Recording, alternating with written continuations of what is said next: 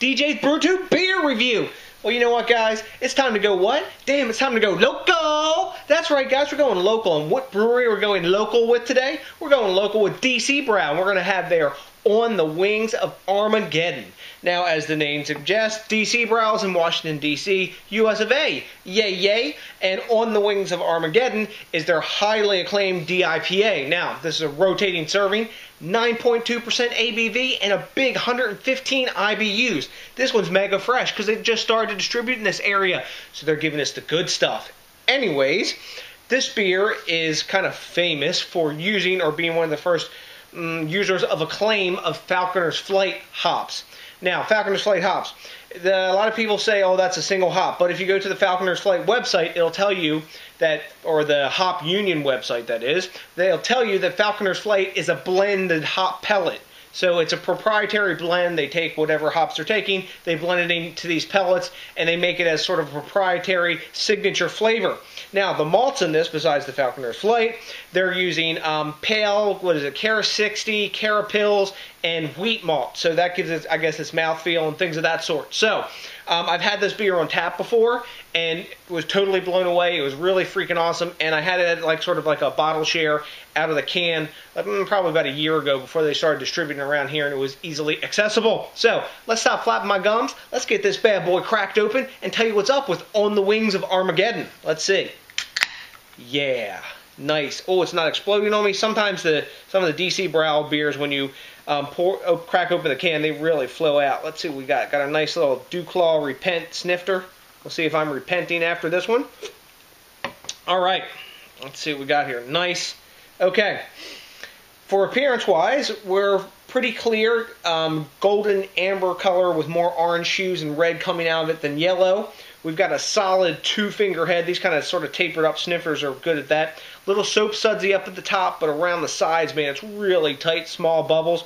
Nice looking DIPA, kind of that current classic DIPA look. You see a lot of them coming out that are this darker amber color, and they either are hazy or they're nice and clear like this one. This is nice and clear. I suspect if I pour out the rest of this can, we'll probably get a little bit more haze in there. But straight out the can, coming out of the refrigerator, it's been sitting out for a little bit. We're probably about like 46 to 48 degrees on this bad boy right now. We're clear. So when I swirl it, plenty of glass lacing real quickly all up the sort of top fluid of this glass, and there's plenty of alcohol legs in there too. So let's get the aroma on this, see what's up with the Wings of Armageddon in the smell department.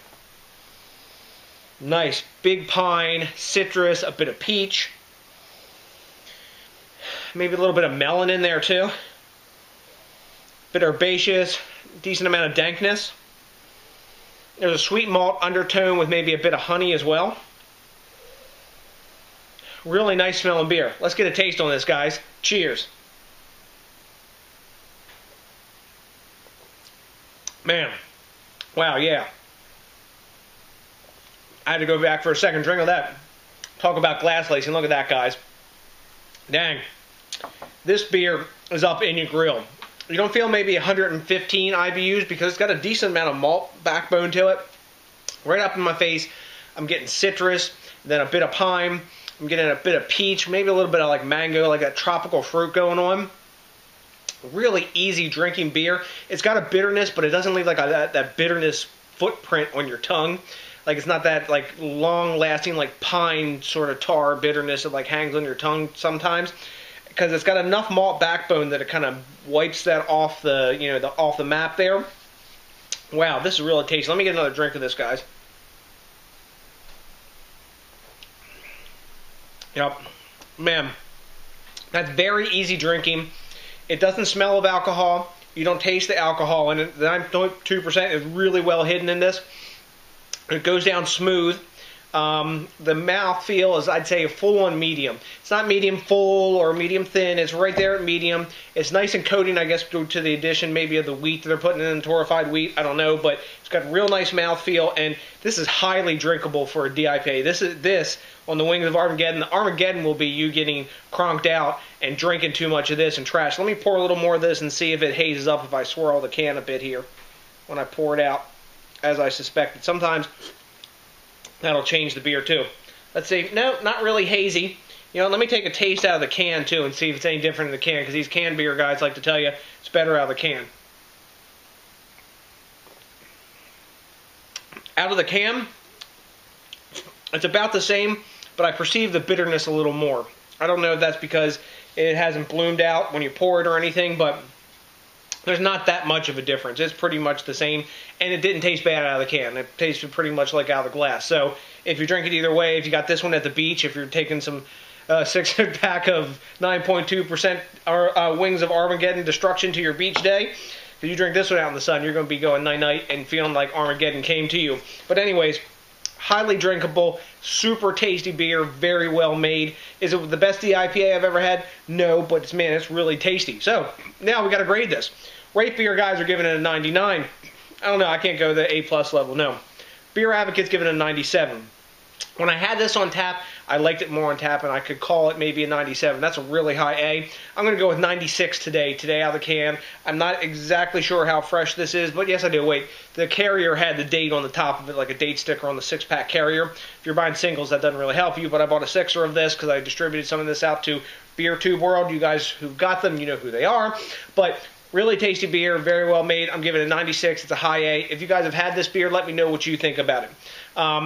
Falconers Flight's really tasty, and bravo, DC Brau, great beer. In my region here, in Maryland, this is Maryland, DC, Virginia.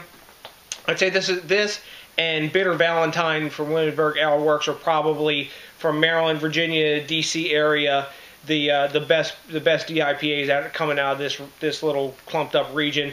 And even Delaware, I prefer this over some the Dogfish Head and also the Double D from Dominion. So till next time, guys, thanks a million to each and every one of you for watching, man. That's so important, and I really appreciate it. And I also really appreciate it if you would think globally, drink locally, and support the craft beer movement, because that'll keep this thing growing, keep small breweries like DC Brau canning some beers and putting out good stuff. Look at this variety, man.